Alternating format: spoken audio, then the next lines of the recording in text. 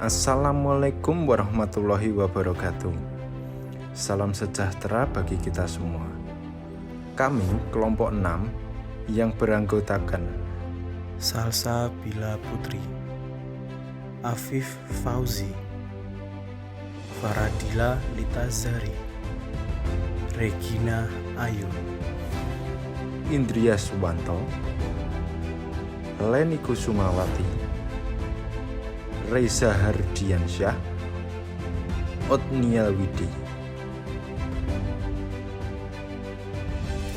Kami akan mempresentasikan energi pasang surut air laut yang meliputi definisi, potensi sumber energi di Indonesia, skema teknologi, dan kendala penerapan.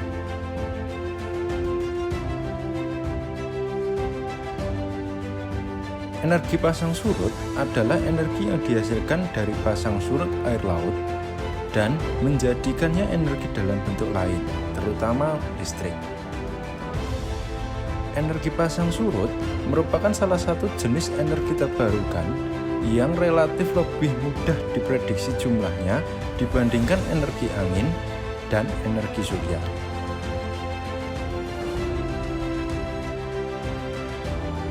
Indonesia adalah salah satu negara di dunia yang memiliki wilayah laut terbesar. Sekitar 2/3 wilayah Indonesia adalah laut.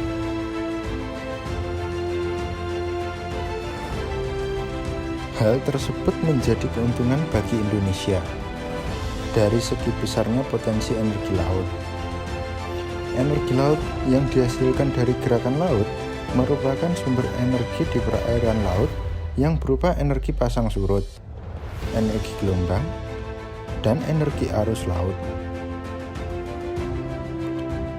Energi pasang surut di wilayah Indonesia terdapat pada banyak pulau. Cukup banyak selat sempit yang membatasinya, maupun teluk yang dimiliki masing-masing pulau. Hal ini memungkinkan untuk memanfaatkan energi pasang surut.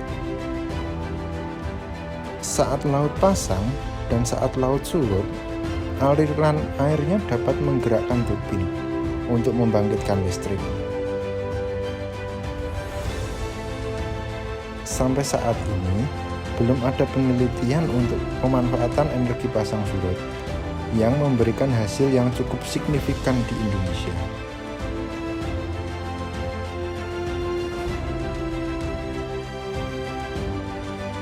Di Indonesia, beberapa daerah yang mempunyai potensi energi pasang surut adalah bagian si api-api yang pasang surutnya mencapai 7 meter, Teluk Palu yang struktur geologinya merupakan patahan sehingga memungkinkan gejala pasang surut, Teluk Bima di Sumbawa, Nusa Tenggara Barat, Kalimantan Barat, Papua, dan pantai selatan Pulau Jawa yang pasang surutnya bisa mencapai lebih dari 5 meter.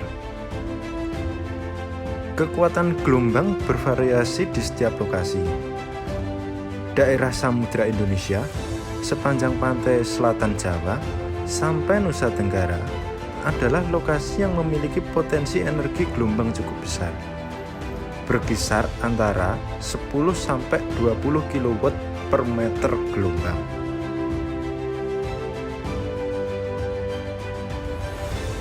Karakteristik energi gelombang sangat sesuai untuk memenuhi kebutuhan energi kota-kota pelabuhan dan pulau-pulau terpencil di Indonesia.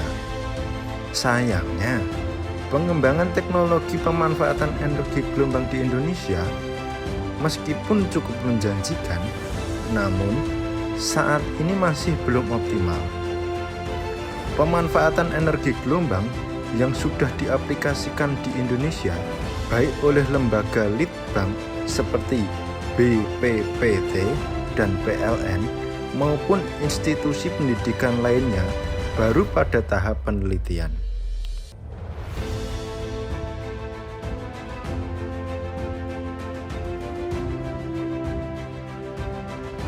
skema teknologi. Energi pasang surut air laut secara jaringan listrik dibagi menjadi dua. Pertama, off-grid tidal energy.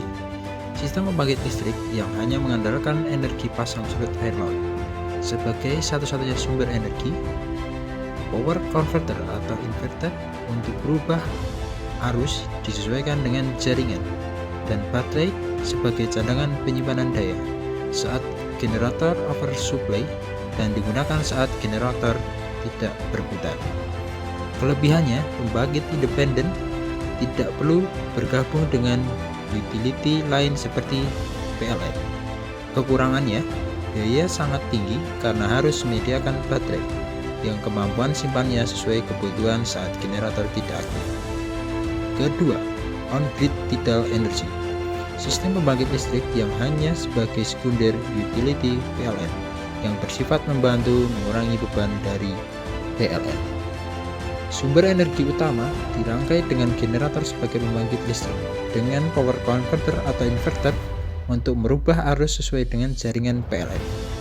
Kelebihannya, biaya lebih murah dibanding dengan overgrid tidal energy karena tidak perlu adanya baterai. Kekurangannya, sistem ini bersifat sekunder. Saat PLN mati, jaringan ikut mati.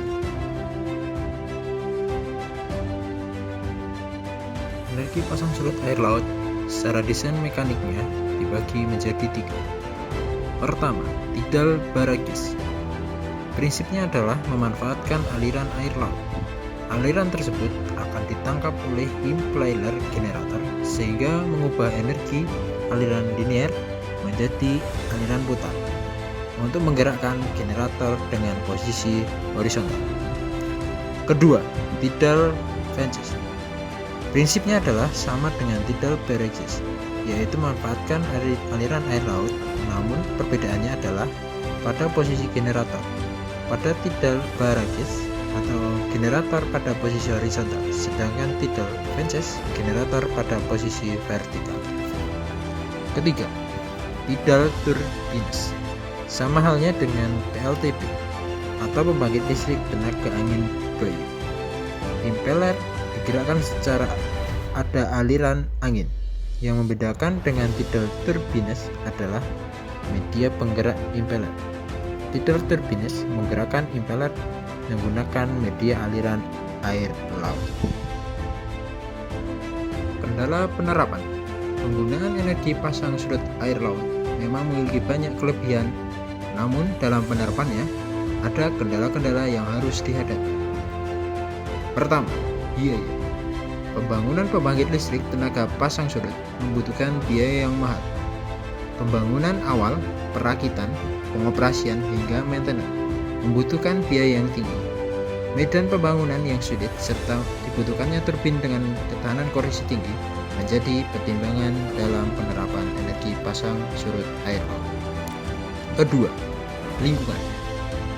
Masalah lingkungan bisa menjadi hambatan dalam penerapan teknologi ini.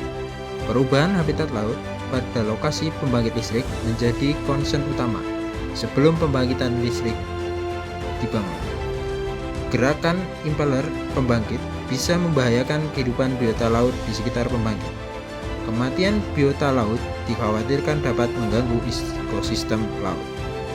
Ketiga, suplai energi. Pasang surut kuat normalnya terjadi tidak lebih dari 10 jam dalam sehari. Ini berarti membutuhkan kapasitas penyimpanan energi yang sangat besar untuk bisa mencukupi kebutuhan listrik domestik. 4. Penyediaan energi. Sulit untuk menyediakan energi pasang surut bagi masyarakat pesisir karena energi yang dihasilkan oleh pasang surut seringkali jauh dari tempat listrik yang akan digunakan di pedalaman. Demikian mengenai pemanfaatan energi pasang surut air laut. Banyak sekali manfaat yang didapat dalam penerapan energi pasang surut air laut. Namun masih banyak PR atau pekerjaan rumah dalam penerapan teknologi ini. Diperlukan banyak kajian yang mendalam sebelum melaksanakan teknologi energi pasang surut air laut. Sekian presentasi dari kelompok kami. Terima kasih atas perhatiannya. Akhir kata, wassalamualaikum warahmatullahi wabarakatuh. Salam sejahtera bagi kita semua.